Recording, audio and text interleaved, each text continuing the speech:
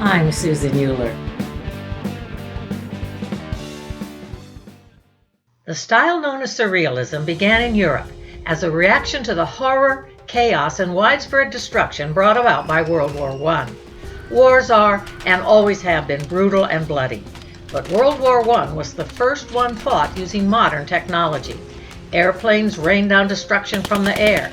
Huge armored tanks crushed everything in their paths. And mustard gas seared the lungs, blistered the skin, and caused blindness as well as lifelong disability for those who were not killed outright. And then there was the miserable reality of a new way of fighting known as trench warfare.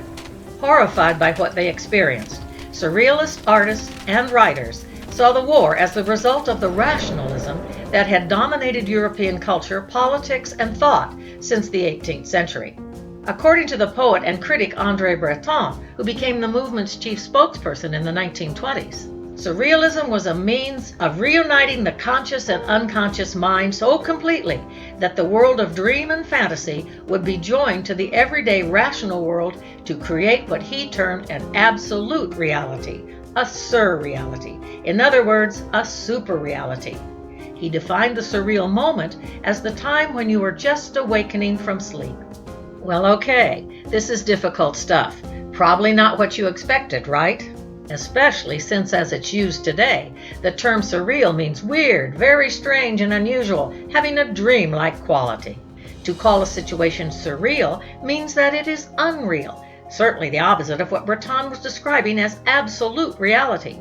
However, it is very easy to understand how the term surreal came to mean dreamlike and weird when we look at the paintings created by surrealist artists. For example, Salvador Dali, René Magritte, Yves Tanguy, and Joan Miró. To understand the origins of Surrealism's dreamlike or maybe nightmare-like images, we need to go back to the turn of the 20th century, some 14 years before the start of World War I. It was the beginning of an entirely new way of life thanks to the invention and widespread use of modern technology. It was unbelievable, really. Some artists, especially those who painted in modern Cubist-inspired styles, celebrated these new inventions and made them a subject for art. And no group of artists was more enthusiastic about modern technology than the Italian Futurists. Futurism was founded in Milan in 1909 by Italian poet Filippo Tommaso Marinetti. He launched the avant-garde movement by publishing the Futurist Manifesto, which was reprinted in the widely read French newspaper Le Figaro and quickly gained a large following throughout Europe. Marinetti disliked everything old, especially old political and artistic traditions. His goal was to throw off the past and embrace modern technology, which he saw as the way for Italy to regain both its political power and leadership in the world of art as it had been during the Renaissance. Here are some of his ideas published in the Futurist Manifesto. We want to sing of danger, the habit of energy and rashness. We exalt the movements of aggression, the slap and the blow of the fist. We declare that the splendor of the world has been enriched by a new beauty, the beauty of speed. A roaring motor car, which seems to run on machine gun fire, is more beautiful than the Nike of Samothrace. But all this aggression and praise for machine guns came to a screeching halt when the horror and devastation of World War I became apparent. The original Futurist group broke up after Umberto Boccioni, one of its leading members, was killed. Even today, over 100 years later, World War I is among the deadliest wars ever fought, with over 40 million military and civilian deaths, and an additional 23 million military personnel wounded. Among the wounded was futurist Carlo Carra, who met another artist, Giorgio de Chirico, in a military hospital, while both were being treated for war injuries. In 1917, they founded what can be considered the first surrealist art movement, Pittura Metaphysica, metaphysical painting, a style de Chirico developed. Like Surrealism, which will officially begin in France 7 years later, Pittura Metaphysica depicts a strange dreamlike world, often devoid of human and animal life. When humans do appear, as in this work by de Chirico entitled Mystery and Melancholy of a Street, painted in 1914, they are shadow-like and dwarfed by their surroundings. This is one of de Chirico's most enigmatic paintings. The two Renaissance-style loggias have different vanishing points, making the scene feel very unsettling.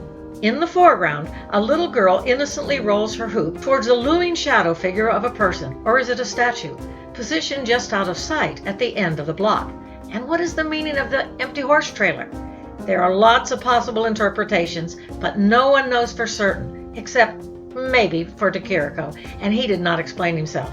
Like all of de Chirico's artworks, the scene seems like a vast empty stage set, waiting for the play to begin. De Chirico was a member of what became known as the Lost Generation, a generation of men and women born around the turn of the 20th century who came of age shortly before, during, or right after the end of World War I. As a result of their war experiences, as well as the social upheaval of the times, the Lost Generation was cynical, disillusioned, and alienated. Fond of partying and known for heavy drinking and all manner of excesses, writers Ernest Hemingway and F. Scott Fitzgerald were part of the Lost Generation, as was André Breton and nearly all of the original Surrealists. In 1924, André Breton published the Surrealist Manifesto.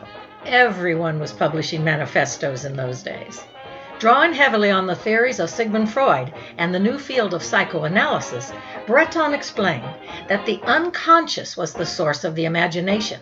He defined genius as the ability to draw images, ideas, and inspiration from this previously untapped source. In Surrealist poetry, writers such as Breton juxtapose seemingly unrelated words and phrases, not by logic, but by psychological, that is, by unconscious thought processes. Visual artist Jean Arp created collages by dropping bits of colored paper onto the canvas and then gluing them where they landed. When asked whether his compositions were composed by choice or chance, Arp famously replied, "Choice. I choose chance." In this, their work grew out of an earlier art movement which had begun in the years leading up to World War I.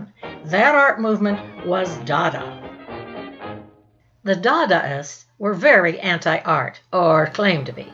They rejected the values of modern capitalist society and used nonsense, irrationality, and anti-bourgeois sentiment as a means of protest against the war and modern technology in general. An international movement, major centers of Dadaism sprung up in Zurich, in Paris, in Berlin, in Barcelona, and in New York. Besides visual arts, Dada artists created poetry, plays, sound recordings, and movies. And of course, the movement's principles were written down and published in the Dada Manifesto in 1916. The author, Hugo Ball, a performance artist and writer of nonsense poems, wrote that to Dadaists, art is not an end in itself, but is an opportunity for the true perception and criticism of the times in which we live. Many Dada artists later became Surrealists. So now, if such a thing is even possible, we can begin to understand Surrealism. First, the images themselves are personal to each individual artist and may never be fully understood by the viewer. Nor are they meant to be, since the source of the images is the artist's dreams, thoughts, and subconscious mind. Second, you may have noticed that much Surrealist subject matter is violent and nightmarish, emphasizing death, devastation, and a kind of lonely, airless, alien existence. Are these the kind of dreams and unconscious thoughts the artists actually had? Good question. But let's consider the realities of the world in which they lived. All experienced the horrors of World War I firsthand, and came to believe that there really was no safe place. The battlefield was everywhere. This was the new terrifying reality that shaped how the Surrealists saw, interpreted, and depicted life. And even when the title of a work is not war-related, war imagery is apparent. André Breton would see this as the subconscious mind at work. Third, much of Surrealism appears random and nonsensical, with strange juxtapositions of seemingly unrelated objects.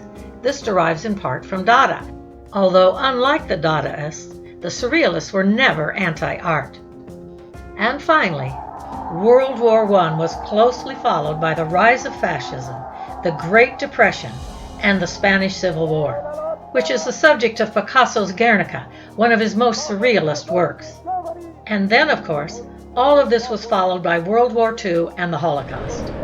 That's a lot to experience in a very short period of time, a little less than 50 years to be exact. So even though Surrealist art varies widely stylistically, from realism to many forms of abstraction and non-objectivity, its artists share a common bond of pain, disillusionment, and confusion.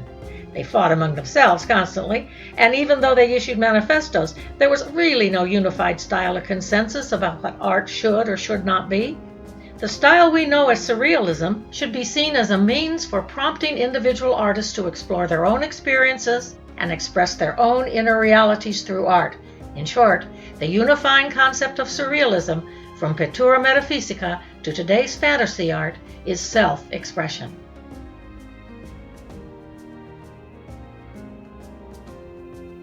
For the 10-Minute Professor, this is Dr. Susan Ray Euler. Thanks for tuning in.